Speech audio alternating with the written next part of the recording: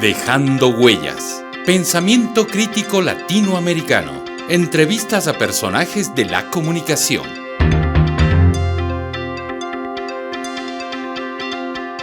Gracias, Gabriel, por estar aquí en CIESPAL, en la Casa de la Comunicación. Y en este primer Congreso Latinoamericano de Comunicación, CIESPAL CELAFAX. Gabriel Cafrún, un comunicador a profundidad de la comunicación popular, de la investigación de la comunicación. Y ayer en el panel que estabas, quisiera como retomar, cuando estabas en esta parte que era la comunicación en América Latina, mirando al 2030. Y tú nos hiciste algunos planteamientos. Yo quisiera que nos compartas para compartir con este público que nos va a escuchar por este medio.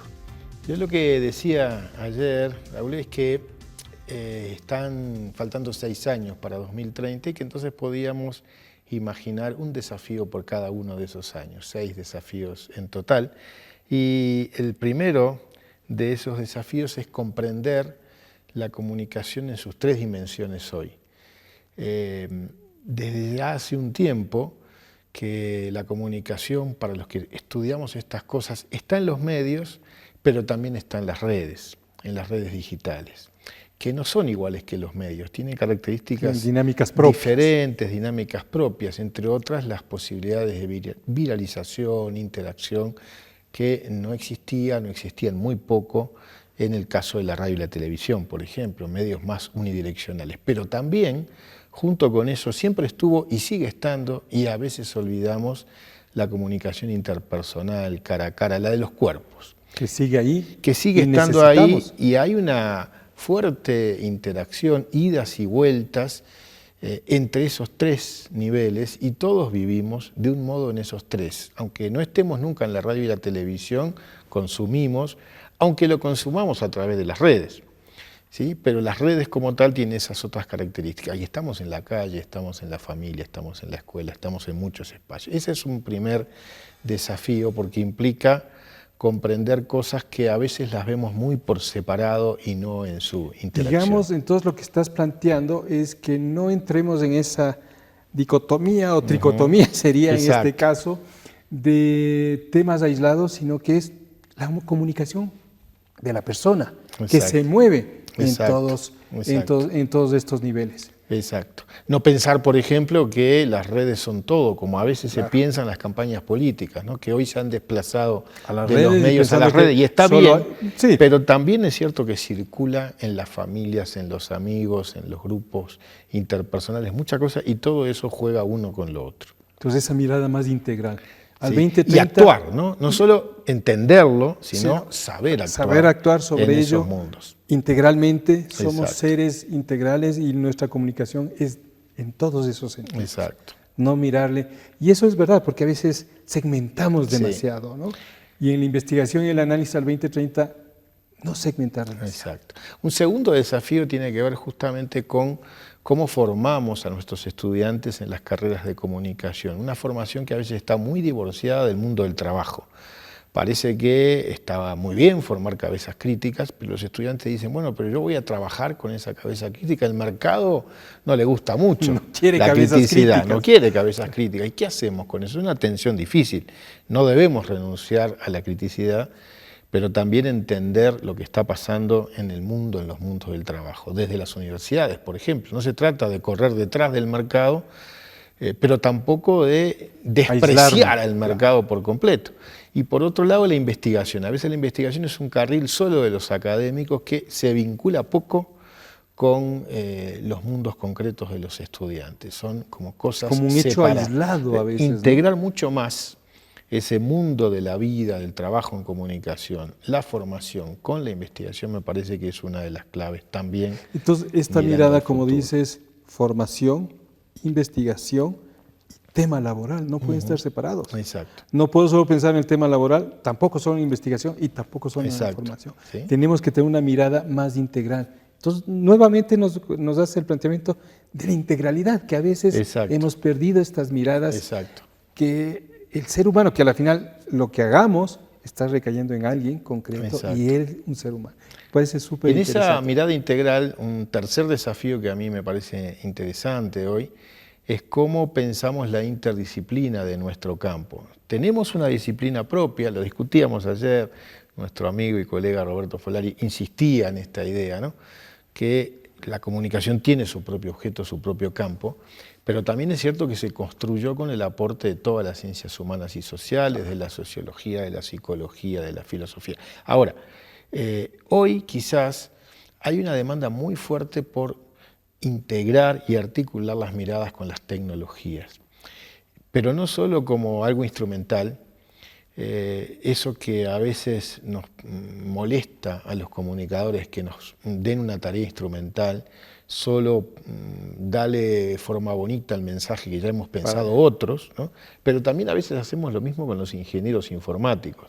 Hazme el programita, o a ver, fíjate cuál es el programa que puedo usar para hacer esto, pero en realidad hoy están pasando tantas cosas en ese mundo digital, tantas cosas nuevas que nos han sorprendido cada día en el último año, y la inteligencia artificial, que en realidad es vieja, pero que tuvo un estallido especial con el manejo del lenguaje natural.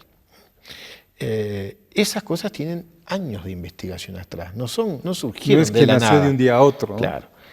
Y no es solamente una cuestión de modas, y también ahí hay que poner cabeza crítica, y ahí tenemos mucho para hacer junto con los ingenieros informáticos. Me parece que ese es un tipo de interdisciplina que nos ha faltado, de tarea interdisciplinaria, que nos ha faltado desarrollar más. Cuando empezamos a probarlo, y lo estamos haciendo en muchos casos, resulta súper interesante. Cuando encontramos ingenieros, también ellos con cabeza crítica, también ellos que quieren pensar, ellos y ellas, que quieren pensar posibilidades mucho más abiertas, más democráticas, desde el software libre, desde las tecnologías que facilitan diálogos y no solamente le permiten a las grandes empresas manejarnos con sus algoritmos. Cuando piensan en otros algoritmos y no solamente los algoritmos esos que tanto nos controlan hoy, bueno, ahí tenemos cosas para hacer juntos, para pensar para reflexionar juntos. En forma multidisciplinaria. Exacto. ¿No? Esa es también una articulación que y es me parece interesante, vuelves al mismo concepto, ver la integralidad. Exacto. De que la comunicación no es un fenómeno ni un estudio separado de otras disciplinas. Exacto.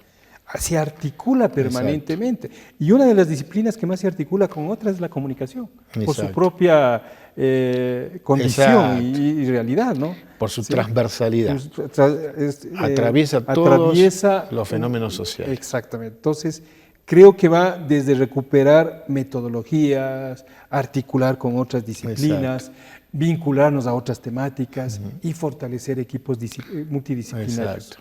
Hay todavía un cuarto desafío que me parece hoy especialmente fuerte, aunque es antiguo, que tiene que ver con esas tradiciones que tanto me gustan de la comunicación popular, del trabajo con los movimientos sociales, con la sociedad civil, y es pensar esas necesidades comunicacionales de la gente, de los sectores populares, de los movimientos sociales, en un contexto políticamente muy particular, y yo diría política y culturalmente muy particular, que es este contexto donde han retornado y emergido con mucha fuerza discursos de extrema derecha, con una fuerza, una penetración en la sociedad que no podíamos imaginar, con una capacidad de romper todos los límites de lo que se puede decir y de lo que pensabas que podría pasar. Exacto, ¿no?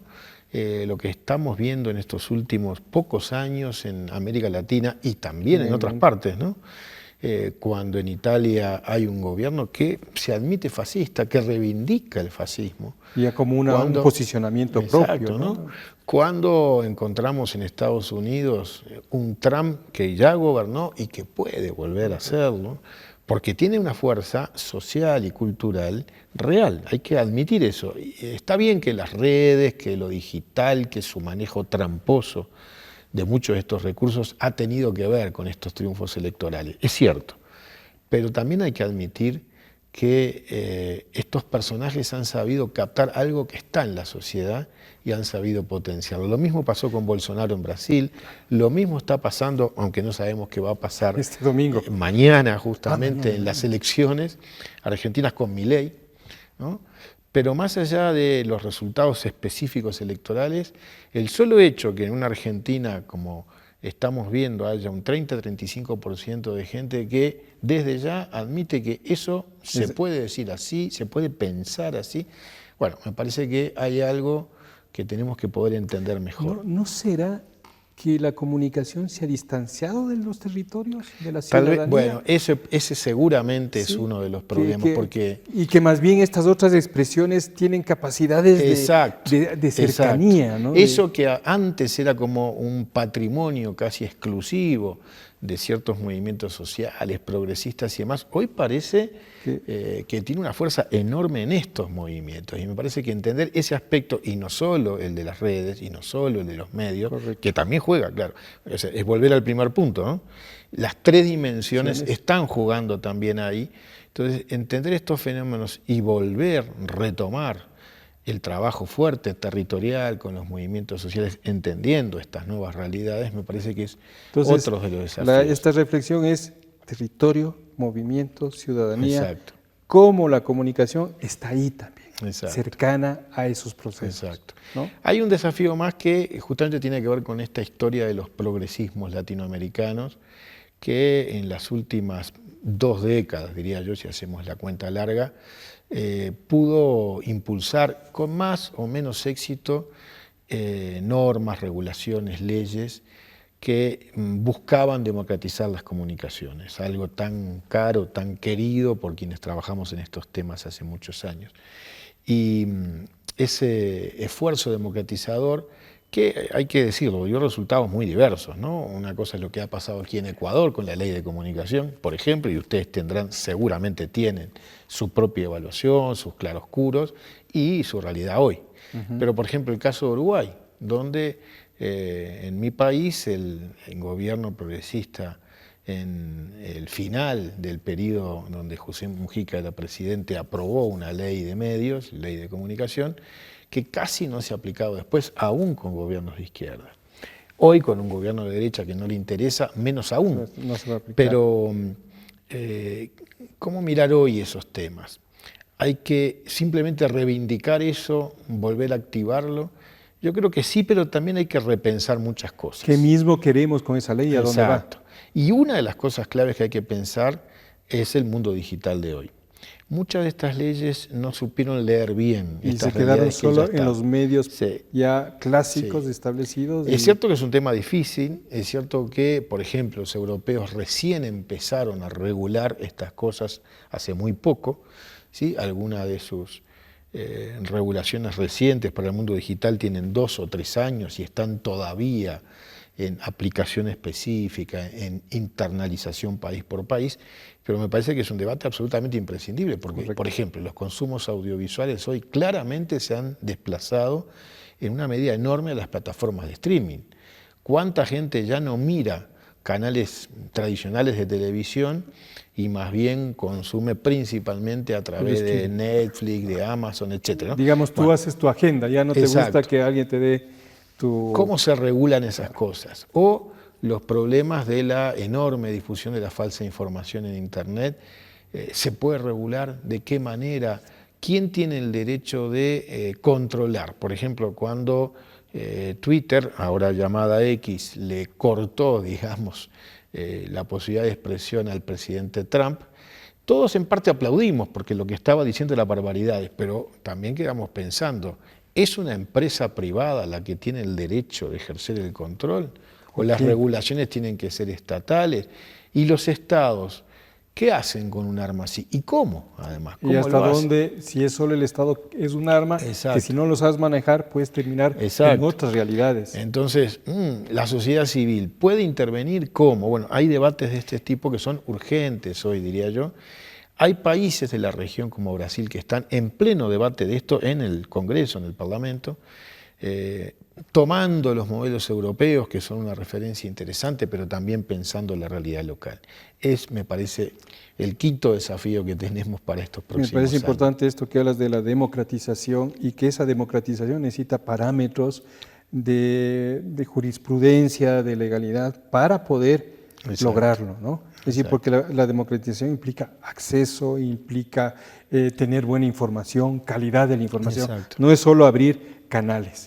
¿Y cuál sería el sexto punto? Bueno, y el sexto punto en parte tiene que ver con este también, Porque si miramos de vuelta los últimos 20 años, ya no yendo a los medios tradicionales, sino justamente a este mundo digital, hay que pensar que Internet era visto con mucho optimismo 20 años atrás. Parecía ser la gran posibilidad democratizadora de nuestras sociedades, entre otras cosas porque facilita mucho, y es cierto, la posibilidad de expresión de muchísima gente que antes difícilmente accediera. Instalar una radio, y ni que hablar un canal de televisión, resultaba muy difícil, muy costoso. Pero hoy efectivamente cualquier chico de su casa, y si lo habremos visto con los influencers, puede tener millones mirándolo, escuchándolo. Entonces esas posibilidades que efectivamente están, la posibilidad de interacción directa, de responder, de conversar en Internet a través de las redes, está también. En fin, todo eso era el panorama optimista y que incluso había sido una posibilidad de gran emergencia y gran aparición de movimientos sociales. Pensemos en los zapatistas al comienzo, claro, difundiendo fue una de las por Internet. Más claras del manejo también del Internet. Y exacto, pero pensar también más adelante, comienzo de los 2000, lo que pasó en el 11M en España, ¿no? Cómo empezaron a circular mensajes que no hubieran podido circular sin la existencia de estas posibilidades digitales. Se llegó a teorizar incluso que la primavera árabe era el producto de las redes sociales, discutible, yo creo que ahí era la mezcla otra vez de las tres dimensiones. Me parece que estaban jugando una muy censurada, la de los medios, pero la de la calle junto con las redes estuvieron jugando. Manuel Castells, que hablaba de redes de indignación y esperanza una década atrás. Todo eso era el panorama optimista. Y hoy parece que estamos casi en lo inverso, en el pesimismo total.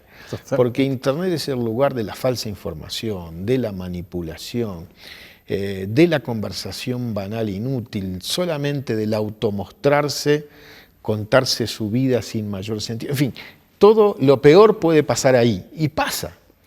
Yo lo que diría es que ni tanto ni tampoco, las dos cosas son ciertas. Y tienen que convivir. Exacto. Y más bien nuestro desafío, me parece, es cómo hacer de esas potencialidades dialógicas que siguen estando una realidad mucho más tangible.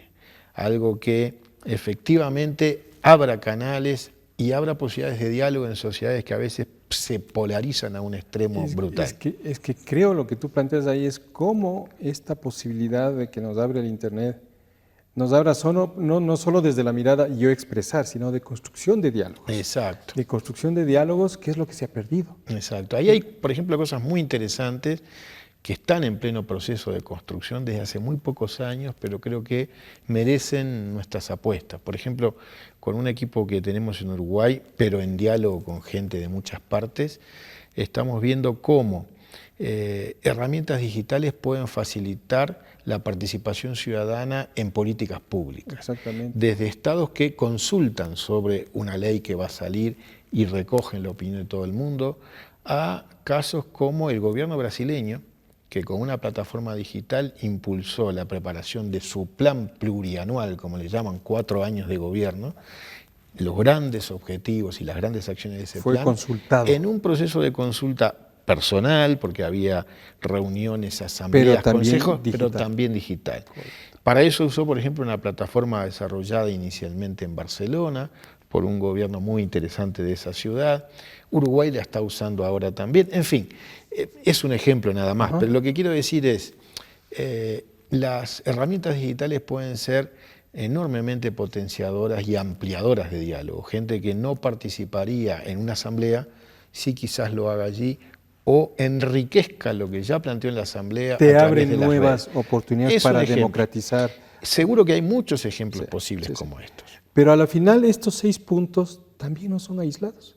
Exacto. Esa es otra razón. Se articulan entre sí. El uno depende, el Internet depende del quinto, que es la legalización. El quinto, es decir, todos se van articulando. Entonces eso te da una lectura. Ahora, la otra pregunta, para cerrar en el marco de este Congreso al 2030, ¿cada uno hay que hacerlo por separado? ¿Empezamos el primer año con uno, el 2 o el 3? ¿Cómo lo ves? Yo creo que hay que trabajar en todos juntos. Seguramente algunos y algunas van a estar más abocados a una cosa que a otra. Hay gente más especializada en un área que en otra. Confieso que a mí los 6 me interesan. Los puse claro, porque son cosas en las que de algún modo u otro estoy comprometido. Por ejemplo, digo, en mi caso, a nivel de investigación, pero investigación-acción, estamos trabajando en este último desafío, ¿no? Usar las redes, las herramientas digitales para democratizar la discusión pública. Pero al mismo tiempo tenemos en nuestro equipo en Uruguay un observatorio del mundo laboral, del mundo profesional de la comunicación, porque nos parece que es imprescindible entenderlo y dialogar con él, ¿sí?